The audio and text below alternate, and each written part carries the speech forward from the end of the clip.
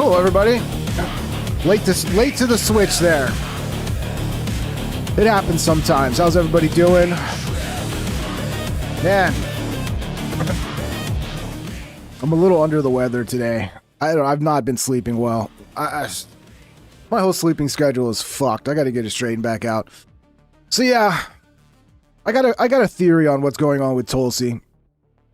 And in my opinion, the way I see what's going on here, I think Tulsi got completely scammed the same way all of us got scammed. Essentially, she left the Democrat Party because if you remember when she was on Rogan, you know, she really was scared of the Democrats bringing us into a World War III type situation. And at that time, everybody believed, well, not everybody, but most of the people, especially people in MAGA, believed that we were the no new wars option. We were the smart option to not be going down the war path. And I think she believed it. And she got scammed, just like all of us. Except it's even worse for her because now she's sitting as the head of the intelligence. She's DNI, Director of National Intelligence. And she's in a tricky fucking situation, okay? Because at the end of the day, her job is to serve the commander-in-chief. Like, that's her job. That's her boss. She's got to play that game. She's got to walk that line. But if you watched this morning, her taking questions on this shit, man, there were times that she looked like she was trying not to cry. She looked like she was sad, bro. I was looking at her like, man, I don't think she's happy, bro. I think she is in a very difficult situation. And then she's kind of playing this game where she's not backing up Trump. She's not saying, yes, Iran was an imminent threat. She's just basically saying, well, it's up to the president to decide what is an imminent threat or not, right? So that's her kind of like trying to walk that line of like, clearly I'm against this. I have to put my personal views and my political opinions aside to serve as a DNI. And it's very clear she's not happy about this, but she's in a tough situation. So I think what she needs to do is exactly what Joe Kent did. I think everybody in the Trump administration that feels betrayed needs to grow a fucking pair. It needs to resign the same way Joe Kent did and write a little letter that says, hey, this is not it, guys. This is not what we signed up for. And if enough people do it, maybe that can walk us off the ledge. I don't know. I don't know if it's possible at this point. But she's obviously in a difficult situation. A lot of people think, oh, well, she's just a liar like everybody else. That could be very possible. I could be wrong. But I think she's in the same boat a lot of us who supported MAGA are in, which is we were played. We were played. We didn't realize Trump was wearing a mask the whole fucking time. And underneath that mask was dirty old John McCain. And yeah, I think that's what's going on with Tulsi, man. So I really think she needs to resign and do exactly like Joe Kent did. And I think she is going to do that. Either that or she's going to be fired. I think they're going to fire her because of the way she answered the questions today. If you can read between the lines, you can clearly see she does not support this. But she can't come out and just throw the president under the bus. Like, her job is to serve the commander-in-chief. Like, Trump is the boss. So she's trying to walk that fine line of doing her job and leaving her opinions out of it. Again, you know, I know a lot of people, everybody thinks everybody's a liar. I don't think Tulsi was playing this game that Trump was playing where he's just lying to everybody. I don't think she was. And I don't know, time will tell, man. Time will tell. Is she going to just double down and go full neocon for her career? Is she going to do like Kash Patel and Dan Bongino and just like, oh, put my career first? Because I think that's what a lot of what's happening. These people are like, oh, I'm somebody now. I'm head of FBI. I'm this, I'm that. And they care more about that than they do the country. They care more about their career and that they're part of that little good old boys club. In order to be a part of that, you got to play the game. You got to go along with their bullshit, stupid wars and act like like it's a good decision. So yeah, we're going to be watching some of the clips from today, and we got a lot of stuff covering the war in Iran, the absolute fucking disaster that is the war in Iran. Hit the like, guys. It's weird. I posted in the chat earlier. I posted, if you want the war to end, smash the thumbs up. And YouTube hid my comment. Because I realized after I posted it, usually that's one I'll pin, right? Like I usually pin, hit the like, so people remember to hit the like. And I went to pin it and it gave me no option to pin it. And it gave me, and I was like, okay, well, let me remove it then and do another one. And I couldn't even remove it. And I'm like, what's going on? So then I go into the main, I pull up the actual stream rather than through OBS where I usually fuck with shit. And yeah, the message is not there. Me as the guy, my fucking channel, YouTube is hiding my own comments. And it was a very simple comment of hit the like if you want the war to end. So boys, this is going to get wild here. If this continues to ramp up, expect censorship to be extreme against all of us that are trying to fight back against the warmongering and try to rally people to actually realize that we're getting fucked here. And we are. We're getting royally right in the ass. So that's wild. So yeah, expect a lot of censorship, guys. Expect a lot of it. Because that's wild that's going to be automatically hidden. Just a simple, hey, you want to end the war? Hit the like. YouTube's like, that's bad. That's bad. We're going to hide that. He wants to end war? He wants to end war? We're hiding that message. Yeah, YouTube is pro-war, it sounds like, dude. YouTube is pro, I guess. I mean, you know, whatever Israel wants, YouTube's going to just, yeah, whatever Israel wants. What a wonderful world we live in. So yeah, let's get to some of these clips from Tulsi today. Like I said earlier, I think she's playing a difficult game of trying to serve in her role, which is her role is to serve the president, but also kind of keep her. And I don't know. We'll watch some of this, but to me, it's clear she's still not for this war. And if you read between the lines, that's what I'm seeing. She just doesn't want to come out and say it, but she needs to resign. So what matters here is that she says there that Iran was, quote, trying to recover from. So some of these clips might be out of order, but a lot of these are from the hearing today with Tulsi. The damage inflicted on its nuclear program by U.S. and Israeli airstrikes in 2025. However, in her prepared remarks, she wrote this, quote, as a result of Operation Midnight Hammer, Iran's nuclear enrichment program was obliterated. There has been no effort since then to try to rebuild their enrichment capability, end quote. Now, she ended up not saying that, and maybe it's because it would have contradicted what Donald Trump has been saying. Here's Donald Trump's current position as uttered last week. They would have had a nuclear weapon within 2 weeks to 4 weeks, and they would have used it long before this press conference. What? Iran was 2 to 4 weeks away from a nuclear weapon? That yawning gap between what Tulsi Gabbard wrote and submitted in her prepared remarks and what she ended up saying today did not go unnoticed by the Democrats on the committee. Here's Senator Mark Warner.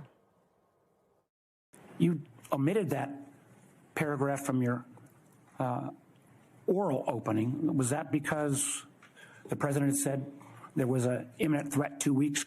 No, sir. I recognize that the time was running long, and I skipped through some of the portions. So you chose to take my oral delivered remarks. You chose to omit the parts. Oral. Yeah, so that's a little weird, right? So if you remember, we'll have the clips coming up as well. Tulsi basically said Iran was not working on a nuclear bomb. You know, the fucking supreme leader that we murdered had a fatwa against nuclear weapons. And people are like, well, why are they enriching uranium? According to what I read, the type of, the way they were enriching uranium wasn't for a nuclear bomb. It was for nuclear power. So that's kind of a problem. And then when people asked Trump, this was a while back, people asked Trump, I think this is like after the 12-day war, about, well, Tulsi just said that they're not working on a nuclear bomb. He basically just said, well, fuck her. I don't care what she says. I think Tulsi's another one where, like, anybody like Tulsi, Joe Kent, anybody in the administration who's going to be against the Iran war, they're basically pushing them out. They're just like, they're not even a part of the conversations. Like, only the neocon pro-Iran war types are getting to have a voice within Trump's inner circle. I think that's what's going on. The president. So yeah, that was probably not the best clip to start it off with, but yeah, some of this is gonna be out of order. DNI Tulsi Gabbard officially admits on record that the U.S. and Israel have completely different objectives in this war. So some of the things she said didn't help Trump. This is why I think if she doesn't resign, Trump's going to fire her. I think it's just a matter of time because she didn't fucking go in hard enough and suck Trump's dick and be like, yes, the war was imminent and we had to do it. She really walked that line of like not trying to attack Trump, but then also not really giving what Trump wants, which is like, yes, it was imminent. Trump did the right thing. And this is not Israel deciding this. This is Trump. Trump's the one in charge. Like, because she didn't do that, I think she's going to end up getting fired. If she doesn't just resign, Tulsi, please, sweetie. You know I love you, Tulsi. Resign. Do like Joe Kent.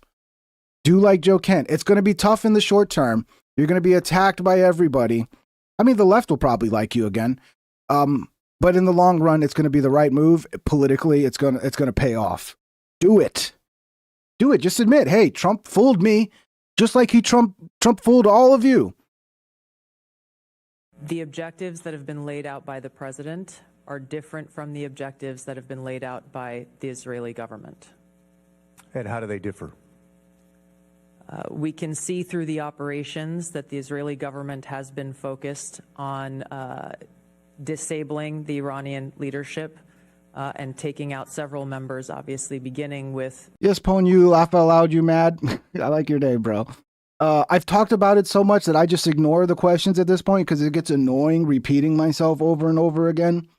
But yes, the edits take a ton of work and they don't go out to the people that want to see them. So they don't actually fund the work it takes to make them because of whatever problem YouTube has with my channel that it's had for a long time now. So that's a big reason I don't make the edits all the time. Not saying I won't make them. I mean, I do have some I've been working on a little bit, but it's like pulling teeth. But yeah, when you get them, you'll get them. You know, it is what it is.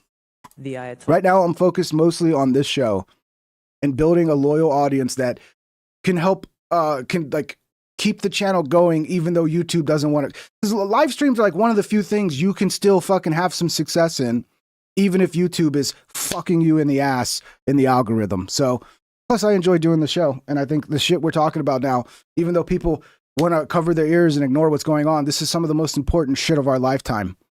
And we all need to be focused. Like, people are like, oh, I'm just kind of tired of politics. I don't care. Okay, I get it, right? But this is not like normal shit. We're talking like a possibility of a war and severe suffering in this country, which is already starting to happen. We got some videos of the gas prices out there. They're insane. And they continue to focus on that effort. How does that differ from our goals? The president has stated that his objectives are to destroy Iran's ballistic missile launching capability, their ballistic missile production capability, and their Navy, the IRGC Navy. The objectives that have been laid, let's listen to this again. And they continue to focus on that, disabling the Iranian leadership and taking out several members, obviously beginning with the Ayatollah, the supreme leader.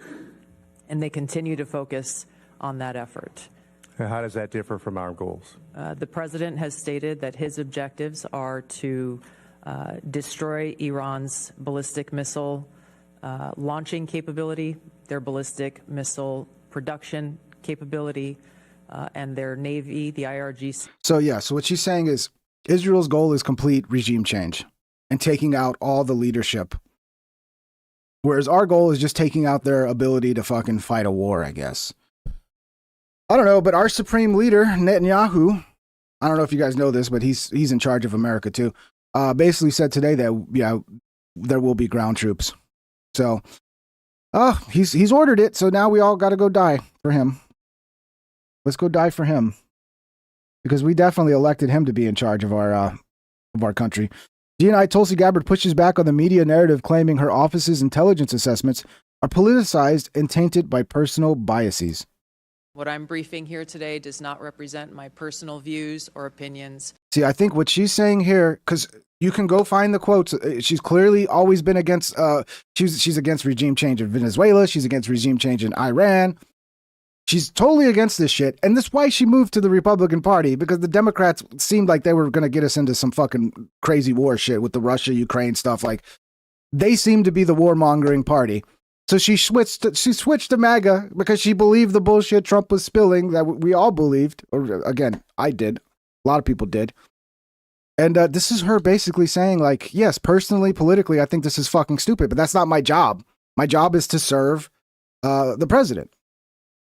But rather the assessments of the intelligence community. When you began your testimony, you stated that your remarks do not represent your personal beliefs.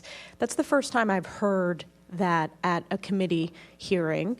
Why did you say that? Thank you for the question, Congresswoman. The reason I've said that is twofold. Number one is when I assumed this role as Director of National Intelligence through the confirmation process and beyond, many members of Congress rightly said your personal...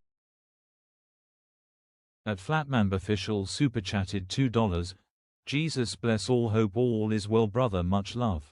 Thank you, Flatman B. Yeah, dude, everything's going good. I just got to get my sleeping schedule set up. My sleeping schedule's fucked right now, dude. I'm not getting enough sleep, essentially, and it's starting to take its toll on my health. So I got to get some more sleep. But yeah, thank you for the support. Yeah, links are in the description if you want to support the channel. Super chats are open if you want to join the discussion and support the show. It's very much appreciated. And smash the thumbs up. Let's get the thumbs up going if you guys can. Views and your Much appreciated. politics in this Thank role you, Flatman. get checked at the door. And as Director of National Intelligence, my responsibility is to report the intelligence community's assessments objectively and to make sure that they are not politicized in any way, shape, or form.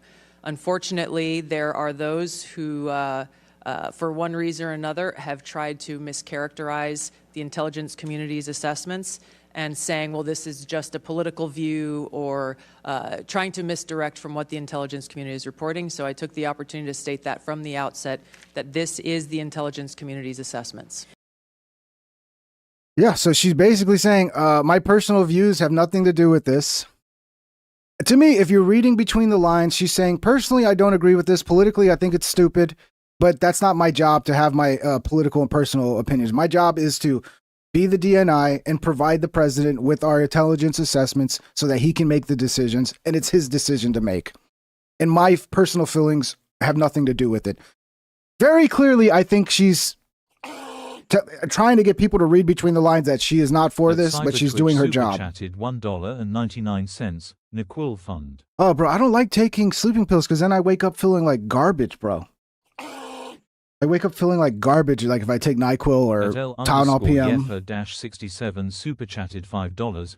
Do you think Tulsi colors all of her hair black and then colors that one part gray? It seems to move around a lot on her head, like a fake mole. If I remember right, the story behind the gray streak is when she was, I think in Iraq or Afghanistan, you know, when she was dealing with war, that she had that patch go gray. And as a, like, I don't know, for some reason she decided to keep that patch gray as like, I don't know, some sort of, to honor like the memory of the fallen comrades or whatever. I don't know, bro. I don't know. But yeah. Tulsi's thick as fuck, bro. Where's this picture? Let me find this picture. I was going to save this for later, but where's the Tulsi being thick as fuck picture? There's a lot of shit. It looks like Israel's trying to kill fucking journalists now. Where's the Tulsi? Where's the thick Tulsi? I want my thick Tulsi. Where's she at? Okay, it's in here somewhere. I'll get to it. We'll find it. We'll find it. But yeah, oh my God, bro. She's so thick. Did you or the IC make any assessments as to the timing of potential threats facing the United States from Iran? It is your job and the job of your agency and department to assess the views of Iranian leadership, their policy beliefs and policy positions, correct? Yes. That includes now deceased Ali Khamenei of Iran, correct? Yes. And the now leader, his son Mujtaba Khamenei, correct? Yes. The son is considered more of a hardliner than his father. Isn't that correct? Yes. Yeah, that's great. All right, so we got rid of I'm telling you, history is going to be like, bro, you guys got rid of the guy who was holding back all the fucking radical crazy people and was the actual reason Iran doesn't have nuclear weapons, and you went and fucking murdered him. so hardline that even some of Iran's leaders thought he was too aggressive. Isn't that correct? That is the intelligence community assessment, yes. Mujtaba, the son, is particularly close to the brutal Islamic Revolutionary Guard Corps and their most hardline commanders, correct? That is the intelligence community assessment. He was involved in ordering violent crackdowns on Iranian protesters, including their murder, correct? Yes. And we don't know if the son will continue his father's religious ban on developing nuclear weapons. Is that correct? It is unknown at this time. Bro, I don't know. I think this is Cash. She works with Cash Patel. Because I saw when Cash Patel was answering a question, this lady like handed him a paper. Cash Patel is like, he's picking the finest fucking women to be around. You could tell who works for Cash Patel. You testified before this committee last year. She got that Salma Hayek look, bro. That the elder, now deceased Khomeini had in 2003 banned the nuclear weapons program or suspended it, correct? There was a fatwa in place that stated that. And that. So this is Tulsi Gabbard, DNI. Clearly, I think she is actually just trying to provide intelligence because she's like, okay, this is all fucked. All I can do is actually do my job and provide the intelligence assessments that I'm getting from the intelligence communities to the president. And here she is saying, yes, Khomeini had a fucking fatwa against nuclear weapons. Crazy. And then we took them out. They're going to be, we put them more on a path to get a nuke than they were beforehand.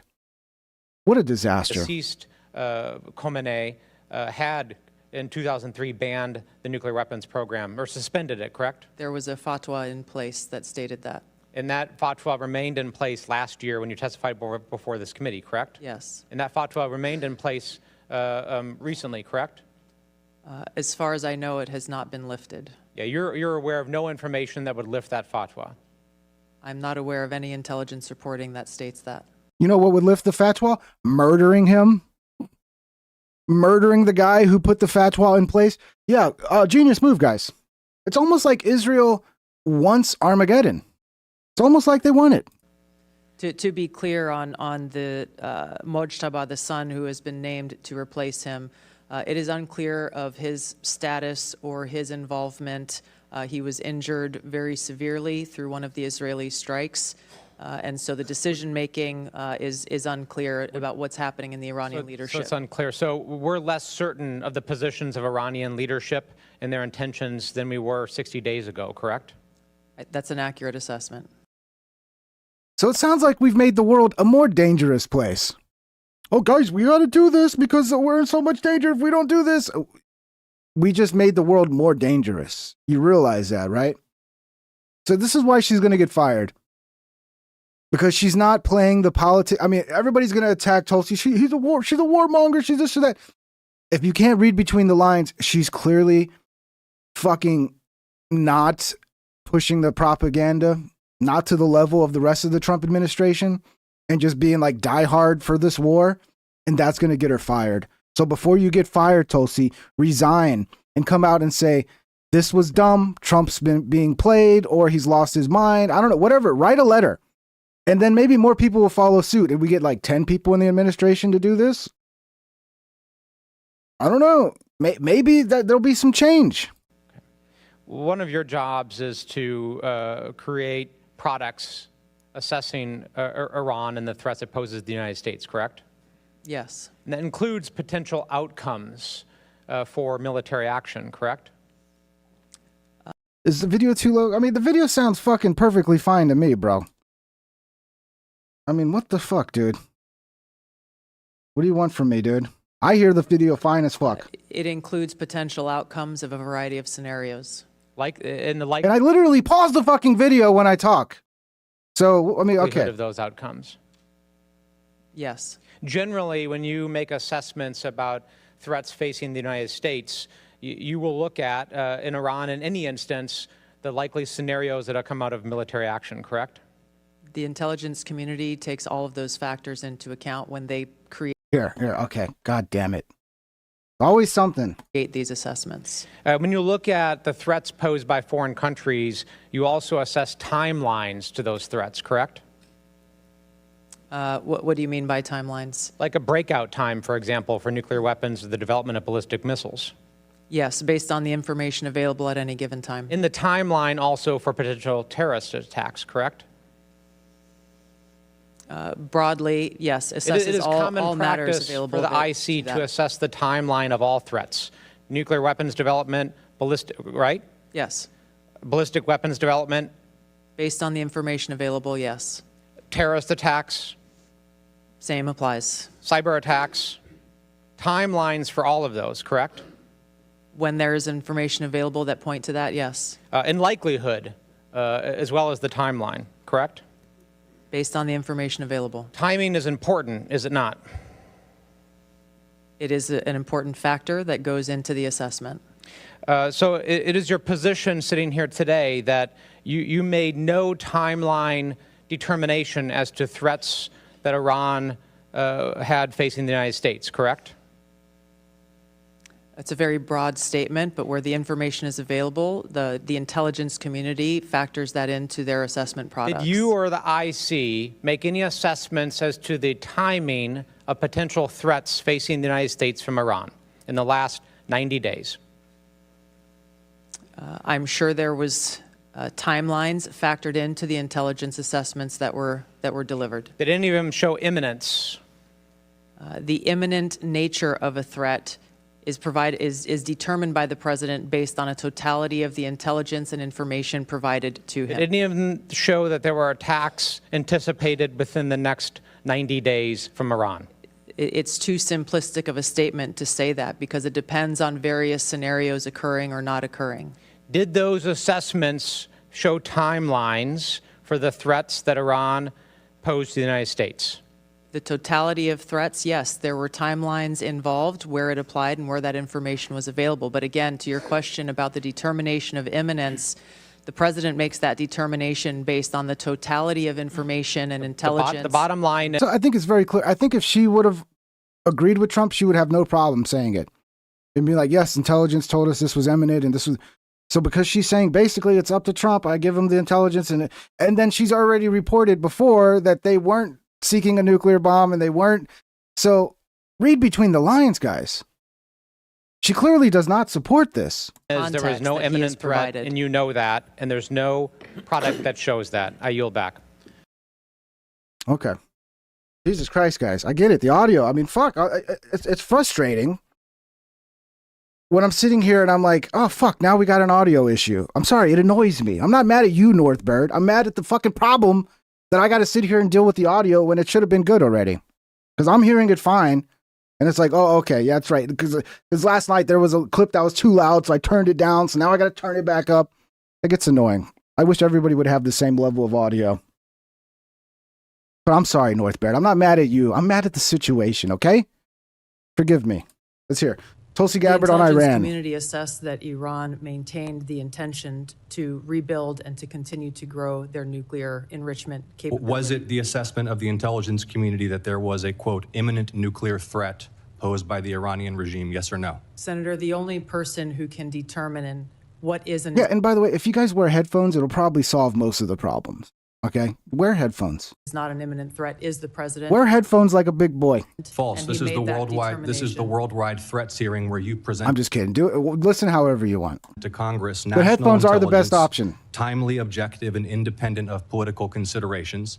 You've stated today that the intelligence community's assessment is that Iran's nuclear enrichment program was obliterated and that, quote, there had been no efforts since then to try to rebuild their enrichment capability. Was it the intelligence community's assessment that nevertheless, despite this obliteration, there was a, quote, imminent nuclear threat posed by the Iranian regime? Yes or no? It is not the intelligence community's responsibility to determine what is and is not an imminent threat. Okay. That is up to the Here's president the problem. based on a volume No, of it is information precisely that he receives. it is precisely your responsibility to determine what constitutes a threat to the United States. This is the worldwide threats hearing.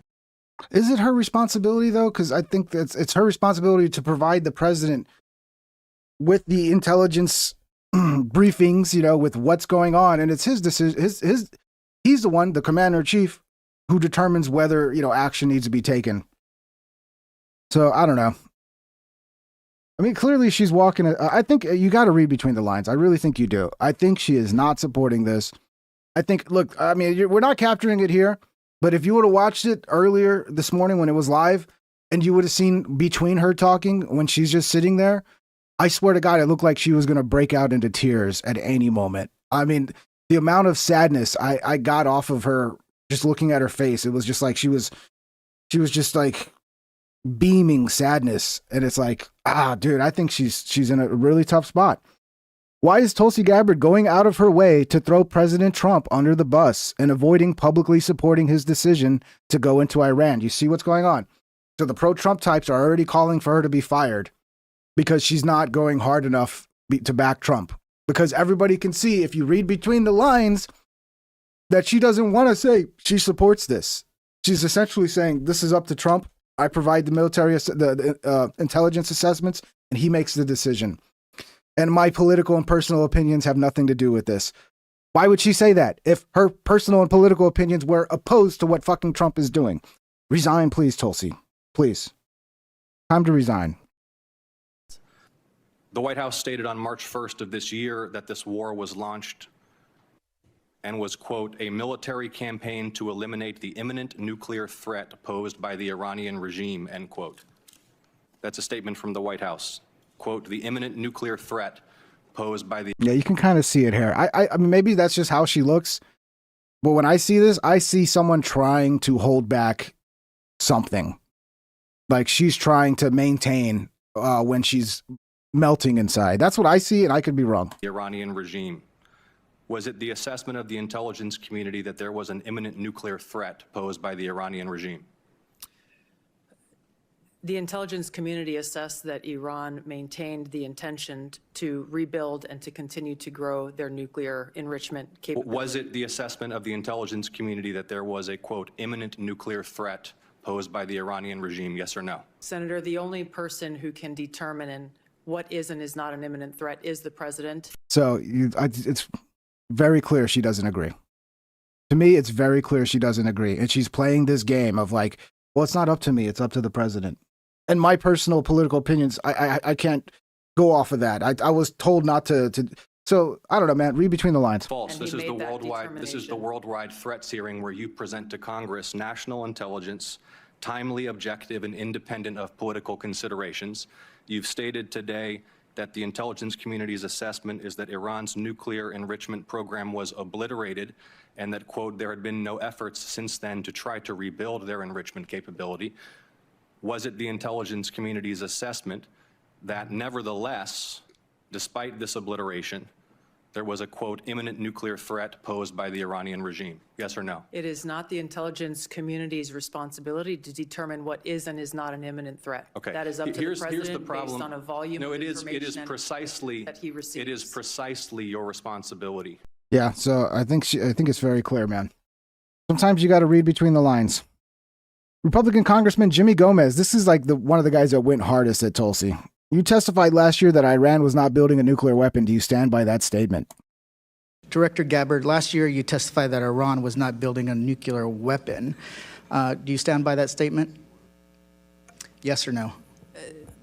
Context matters with that statement. Yes or no? Iran had all of the materials and capabilities to do so. I hate when they do this shit. When they ask a question and then as soon as they start answering and they don't get the answer they want, I reclaim my time. I reclaim my... It's like, shut up and just let them fucking answer, retard. Mr. Chairman, I reclaim my time.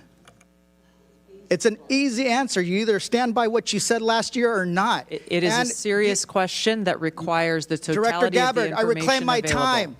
I reclaim my time. Hey. That's a little too aggressive. Is this guy, I mean, how many women is this guy beating in his personal time? That's what I want to know. That's a little too aggressive, bro. Just let her answer the fucking question, dude. Did you, when President Trump was asked about your testimony, he said you were wrong. Were you lying or not? Oh, I do not have a good Tucker laugh, Cyber Twitch. I can't get that high, dude. I can't. I mean, who can get that high? I can't get as high as Tucker goes in that laugh. I stand by the intelligence community's complete assessment. Director Ratcliffe, when it came to the director's testimony, she said that Iran was not building a nuclear weapon last spring in Congress. And so the Supreme Leader What a fucking joke, Cash Patel. Is this guy too, the head of Ratcliffe, the head of CIA? What a piece of shit, I think she's still good. She found herself getting scammed like everybody else. And I think she just resign, Tulsi, please. Has not authorized the nuclear weapons program. Do you agree with what she said or not? Yes or no? The director's right here. She can speak for herself. Oh, so I thought this was an intelligence community briefing. Let's move on. Trump also said he didn't care what you thought or said. Should he care about what you have to say when it comes to intelligence? I continue to provide the president with the intelligence community's assessments on all matters. So let me just kind of get this straight. The department, you said that Iran was not building a nuclear weapon last year. President Trump said he didn't care what you thought, and you were wrong. They engaged in Operation Midnight Hammer. He then says it was obliterated. We hear later reports that in open source reporting that it was only set back by a few months. Then at the beginning of this war, he said that they were weeks away. I just want to kind of get a sense of, were they weeks away of achieving a nuclear weapon? Yes or no? Congressman, this is a serious matter, and you've made some very serious mischaracterizations yes here. Yes or no? Were they weeks and so away? It would be yes a disservice to you and the American people to answer this question with a mere yes or no. Reclaiming my time. Were they weeks away or not? The American people need to know if this was an imminent threat or not. If they're weeks away or not. If they're months away or not. None of this dodging. Were they an imminent threat? Yesterday you said that only the president, the only person who can determine what is an imminent threat is the President of the United States. Do you stand by that statement? Yes, I do. Director Ratcliffe, do you agree with that assessment? That the President is the only person that can determine if something is an imminent threat? When I was watching this, the looks on this guy's face, this guy is a slimy fucking smuck, bro. I mean, what would you expect? He leads the CIA. Or not? The president, as commander-in-chief, gets to make a decision about what's an imminent threat. The intelligence community, well, the intelligence. Reclaim my time. The intelligence reclaim my time. Intelligence community has provided a body of intelligence that supports the reason why the decision is that if the president can determine and ignore what you're doing, why do you guys even have a job? Why do you even advise them? So you're saying tomorrow the president of the United States can say China is an imminent threat, and then he can take his own. No matter what the intelligence says, he can take his own action. So that's what you're basically saying. Okay, let's go. Well, I think that is actually how it works, unfortunately. That's why you got to be careful who you elect president, because the president can literally start wars anytime he wants with anybody based off of what he believes. So yeah, unfortunately, that's the way it works. And yeah, I mean, look, Jimmy Gomez, retard. It's very clear how Tulsi feels, okay? This is why she's not answering the question. Because she can't just come out and fucking contradict the commander-in-chief. Even though she does feel differently. I think she feels exactly like Joe Kent does. I think, again, speculating. Director Gabbard, you said that North Korea has intercontinental ballistic missiles that can reach the homeland. Yet, the Defense Department said that Iran was at least 10 years away from achieving an intercontinental ballistic missile that can reach the homeland. Which one is a more serious threat? Yeah, see, this is actually a good point. I'm sorry for calling you a retard, because this is a good point. It's like, Iran's a threat because they might have nukes and they might have missiles that can reach America. But then when North Korea, they said the same thing, and now that North Korea's got them, we're not talking about North Korea being a threat anymore. Because the real threat is that we can't go in there and boss them around anymore. That's the threat. That's what they're scared of, is that, we can't make them into our little bitches anymore because they can actually fight back now. That's the threat. The threat is we're not going to control them and make them our bitches. That's really what it is. North Korea or Iran? These threats are taken within the context of the in total body of intelligence reporting. So that's, it should be, and that's my point. it's not just about having the capability. Well, clearly what she's saying is it's on Trump. We provide him with the intel. He makes the decisions.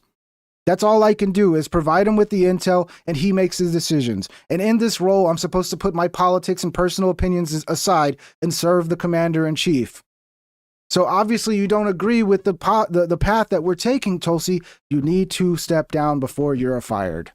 She will be fired. I guarantee it. They will fire her. Step down now. Of building a weapon. It's if they can actually deliver that weapon. If they can, they have the intention of doing that. How many weeks away are they? We haven't heard that there were weeks away. We haven't heard that there were months away. But that's what we're waiting for. Imminent, to me, means is that they're mobilizing troops. They're moving things into position, artillery. They're getting ready to attack. But everything that we've heard is that this is not the case.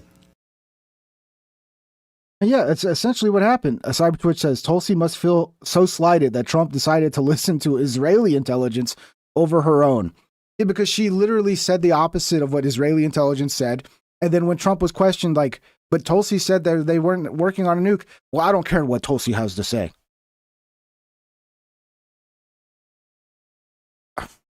If I was in Tulsi's position, I would have done like Joe Kent. If I knew Joe Kent was going to do that, I was like, you know what? I should join you, and we should try to get as many people in the administration to join you so that we can wake up Trump, because this is a dire situation we're in here. All the more alarming for showing the extreme efficacy of war propaganda, Trump's DNI Tulsi Gabbard told the Senate in March that Iran isn't trying to acquire nukes. 3 months later, Israel claims they were milliseconds away, and so many just nod. For 30 years now, they've been milliseconds away. Oh, don't talk about the fatwa that they put in place in 2004 not to have nukes. Obviously, that's all a lie, because they lie about everything, but we don't. We never lie about nothing, do we? The IC continues to assess that Iran is not building a nuclear weapon, and Supreme Leader Khamenei has not authorized the nuclear weapons program that he suspended in 2003. The IC continues to monitor closely if Tehran decides to reauthorize its nuclear weapons program. So you see this? This is the actual assessment from our own intelligence community that was provided to Trump, which Trump then ignored in favor of what Israel was telling him. And then he says, I don't care what Tulsi has to say. I don't care what Tulsi has to say. The guy's not acting, he's not acting right, bro. I don't know what's going on with Trump. Maybe there is some blackmail. Maybe he fucked some kids and Israel's got some blackmail on him. That could explain it. I don't know. Do you still believe that strikes against Iran that don't have congressional authorization constitute an illegal and unconstitutional act of war? Gabbard, my own personal and political views, I was required to check those at the door. But once again, read between the lines. She's saying she doesn't agree with this without saying she doesn't agree with it. Thank you, Mr. Chairman. Director Gabbard, we've known each other for a long time. We were both elected to Congress in 2012 and served together for a while. I may not have always agreed with your positions, but I respected the consistency of some of your positions. Director Gabbard, following the January 3rd, 2020 drone strike that killed Qasem Soleimani, you gave a speech on the House floor 6 days later, on January 9th, 2020. In this speech that is currently in the congressional record and available for anyone to view, you stated, quote, President Trump has committed an illegal and unconstitutional act of war, pushing our nation headlong into a war with Iran without any authorization from Congress. A war that would be so costly and devastating, it would make our wars in Iraq and Afghanistan look like a picnic. On February 28, 2026, the Trump administration, under which you are the president's principal intelligence advisor, launched an illegal and unconstitutional act of war, pushing our nation headlong into a war with Iran without any authorization from Congress. This war has already been costly and devastating. 13 American service members have lost their lives, including Chief Warrant Officer Robert Marsden from my home of Sacramento, California. And approximately 200 service members have been wounded. The Pentagon reported that the first 6 days of Operation Epic Fury cost $11.3 billion. That averages almost $2 billion per day. That was the first 6 days, and now we're in the 19th day of this war. That's ballooned into a regional conflict, putting the lives of Americans and our allies throughout the Middle East in danger. Director Gabbard, do you still believe that strikes against Iran that don't have congressional authorization constitute an illegal and unconstitutional act of war? Congressman, thank you for the question. The cost of war weighs very heavily upon me and my colleagues here, especially for those of us who have experienced and seen the cost of war firsthand. I think that's a shot at Trump. Because if you notice, actual veterans that served, they're the first ones to talk out about this shit. Mostly. Not all of them, but a lot of them. Because they know the cost of this shit. They saw it firsthand. I think that might be a little backhanded slap at Trump. I'm telling you, you got to read between the lines with this shit. Okay. My own personal and political views, as I mentioned earlier, I was asked and required by Congress and by the president in this role as the Director of National Intelligence to check those views at the door to ensure that the intelligence assessments are not colored by my personal views. Director and that's Gabbard, exactly what I'm responsible to deliver. Do you still believe that war with Iran would be so costly and devastating that it would make our wars in Iraq and Afghanistan look like a...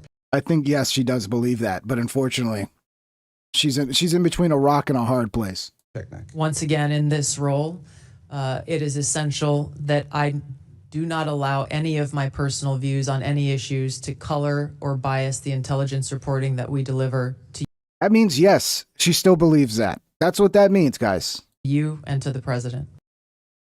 That's what it is. I mean, to me, that's the way I read it, dude. Rep Gomez, you said Iran was not building a nuclear weapon last year. Trump said you were wrong. Okay, yeah, I think I already watched that one. This is wild, bro. They're claiming that Israel was actually targeting this guy because I think the day before he was calling out Israel targeting journalists in Iran, and then this happens to him.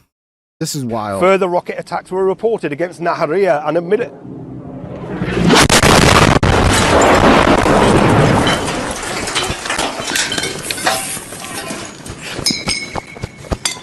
He survived.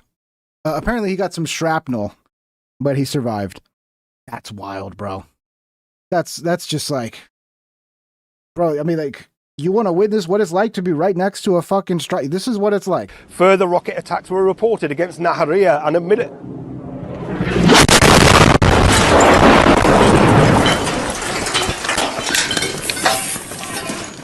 This is coming to America if we continue this bullshit. We continue thinking we can just, kill anybody we want in the other world. We could be the world's police. We're the daddy that can tell countries how to behave. Eventually, the world's going to be sick of us, bro. And this is the shit we're going to be dealing with here in America. So I hope you're ready for that. I hope it's worth it. I hope it's worth it, guys. Here he is talking about it. I guess so. Yeah, well, you've probably all seen the footage of the airstrike that took place in Sur District as we were reporting on the destruction of a bridge. By the way, he's lucky because he had shrapnel embedded in his arms. All it would have took is for that shrapnel to be a little bit higher, and he could have been taken out.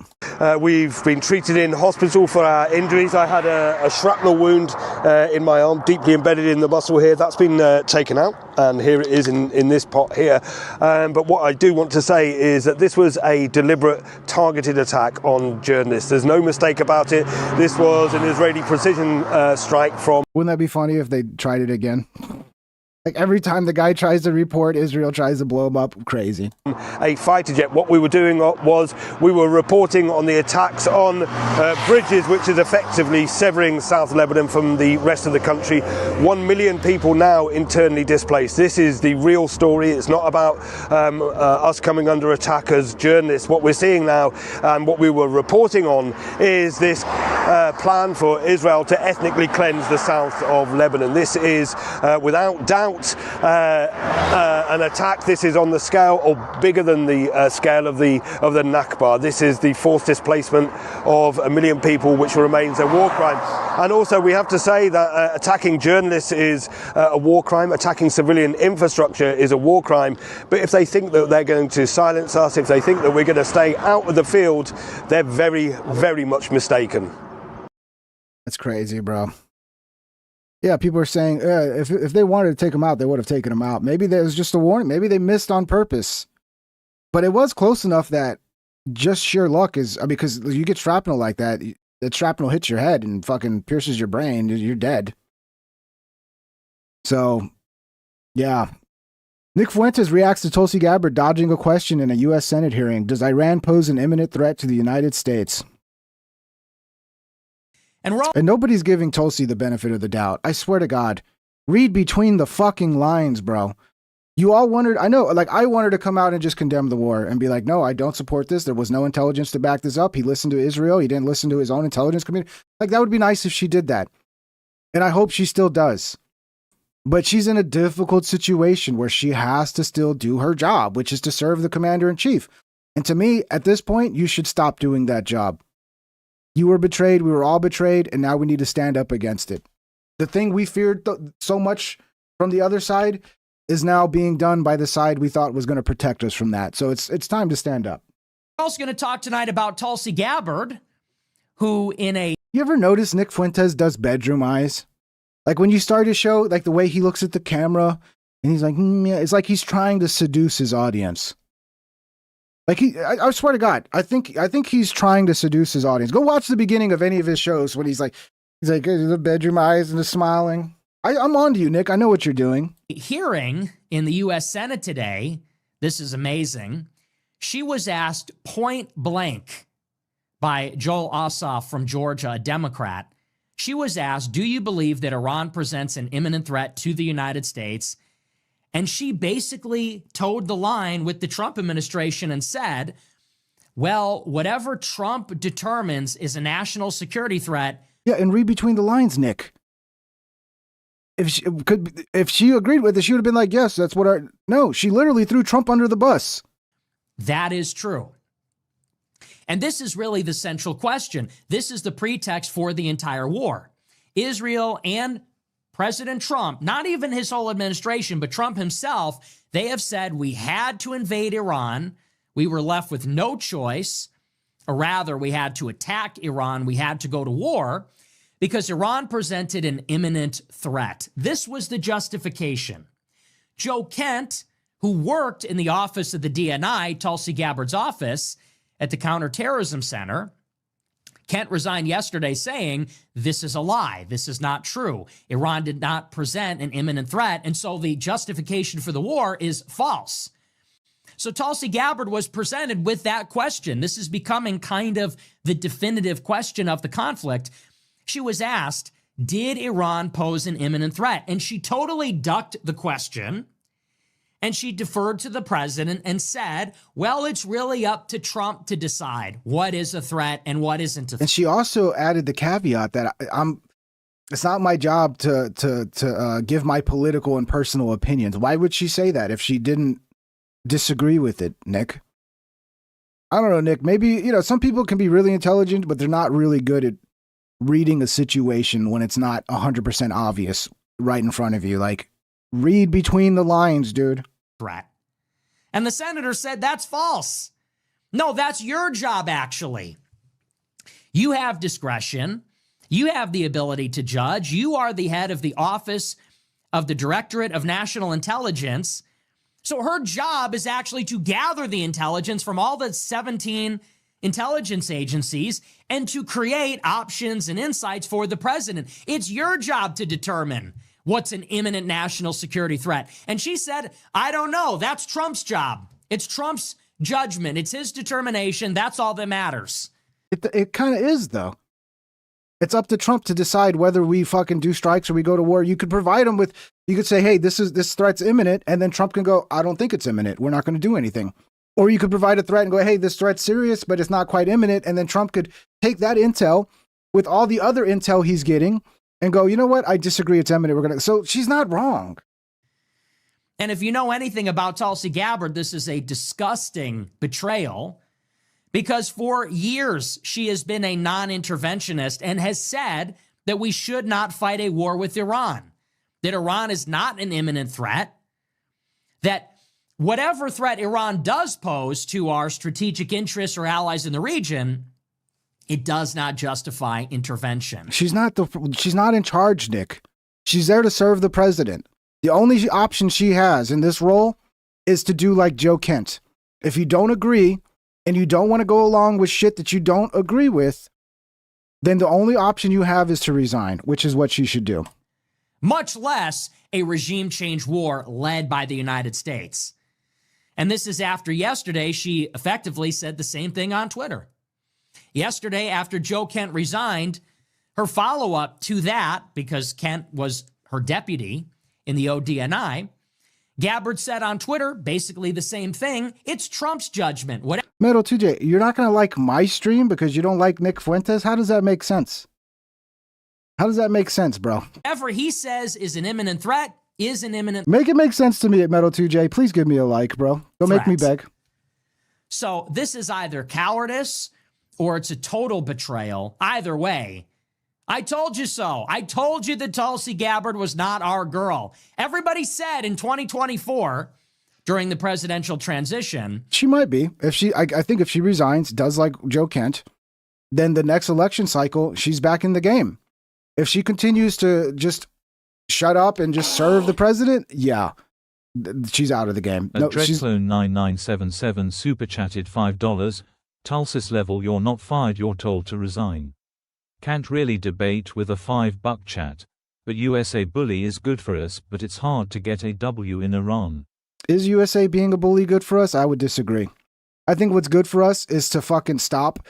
You know, we're supposed to be a Christian nation, bro. Are we not? I mean, because our country does not behave like a Christian nation. Do we treat other countries the way we want to be treated?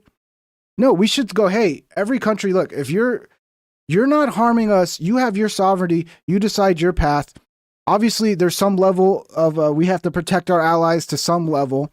You know, if Iran was invading fucking Kuwait, if Iran was invading Israel, or yeah. But there has to be a level of aggression that's pretty severe before we're going to go fucking off to war, dude. And I don't know. I think us being a bully in the long run is going to bite us in the ass. It's going to create a bunch of ill will. It's going to make a bunch of countries fucking hate us. And it's going to make us unsafer. So yeah, I don't know. I think you should, if you want to be a Christian nation, you should actually behave as Christians and treat other countries the way you want to be treated. Because all the shit we do to other countries, we would not accept for one fucking second another country doing that to us.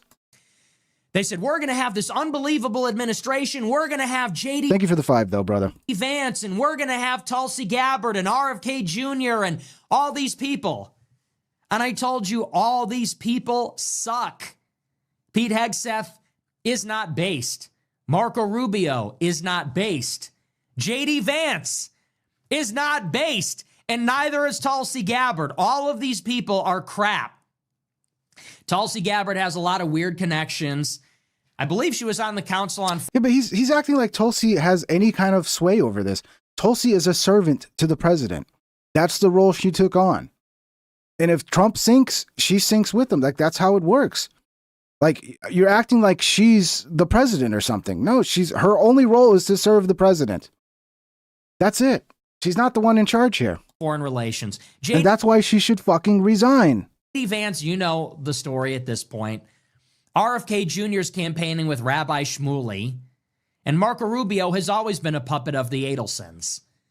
But people seriously thought in 2024 this was not even acceptable. They thought this was the dream team that would deliver the golden age.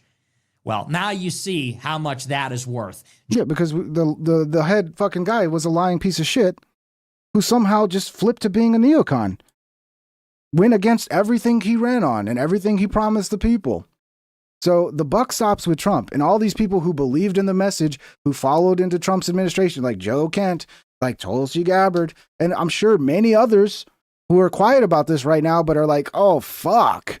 They feel just as betrayed as we do. You all need to resign. And, you know, if you can come together and all do it at the same time, and you got numbers like 10, 15 people resign, and they all resign because of the Iran war,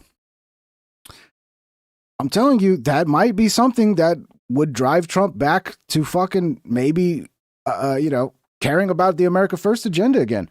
There's a lot of people that have theories that, like, this is all because of the Epstein files. Trump saw how everybody turned on him, even his own supporters, started calling him a pedophile, started attacking him. MAGA was like really pissed off. I mean, from the very beginning, the H-1B betrayal, like there's a lot of them. And they're like, oh, fuck it. The neocons are still here. So we're going to just work with the neocons. They seem to like me still. But yeah, because they're trying to butter you up to get you into a stupid war, retard. Maybe listen to your base, dude. How about that? Ana Navarro brutally exposes DNI Tulsi Gabbard, revealing she isn't even trusted by Trump's inner circle. Yes, we know this. But do you believe that? Everybody that's not for the war got kicked out of his inner circle. His inner circle is nothing but neocons and MAGA types.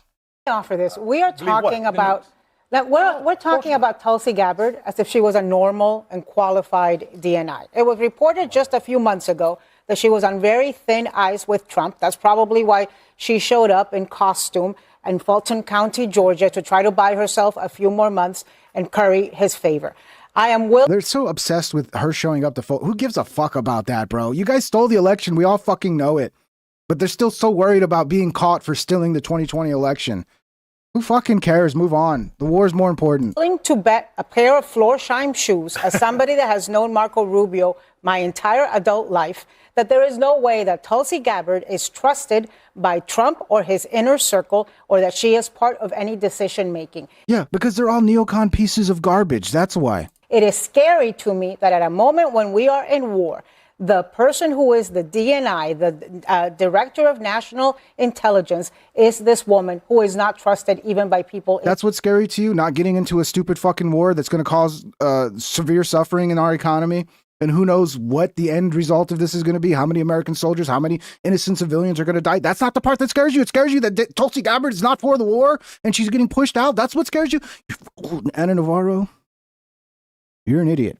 Inside the White House. This is the same woman who, before she was appointed to this role, had a website where she was literally selling T-shirts that read, "No war with Iran." So if you think she was part of this decision and is in a position to give intelligence briefings to Donald Trump, I have a bridge to sell you somewhere. Guess who else was saying no war with Iran? Trump and everybody in the administration, except for the neocon pieces of garbage who are now running the country. Bill O'Reilly drops a stunning prediction about DNI Tulsi Gabbard. DNI. She won't be there much longer. Yes, I agree. And she needs to resign before she's fired. And I know sometimes they force people to resign, but I'm talking about resigning in the way Joe Kent did. Because even if they forced Joe Kent to resign, the way he resigned by calling out the betrayal of the America First movement and how Israel is basically controlling our president, and he's taking intelligence from them and ignoring the intelligence community of our own country, then yeah, she should resign and do exactly that. I don't particularly care about Tulsi Gabbard and whatever. Well, I don't particularly care about you, fuckhead. You've always been garbage. He's a big part of why we had the Forever Wars, because he was on Fox News every day telling everybody how great the wars were. We're fighting for freedom and freedom, freedom, freedom, freedom, freedom. We got to have our freedom, as we just fucking destroy our economy, destroy the future of this country. Because a lot of the suffering we face in our economy today, a lot of our issues with the deficit and why the dollar keeps going, it's because of how much money they spend on these foreign fucking wars. So this piece of shit needs to go away. She's doing. By the way, I heard he had health problems. I hope you're fine. I don't wish you to die, Bill O'Reilly. I hope you live a long life. Just shut the fuck up for the rest of your life. That's what I want. I know that she has a title there, but I also know she was not involved with the Iranian situation at all. Ratcliffe and the CIA run that show. The reason that Ms. Gabbard was not involved was that she opposed Venezuela. She opposed going in and yeah, all of MAGA fucking did, until with the Venezuela thing, it was like, oh, okay, so we just went in there. It took 30 minutes. We got Maduro out and we're done. No troops on the ground. We're done.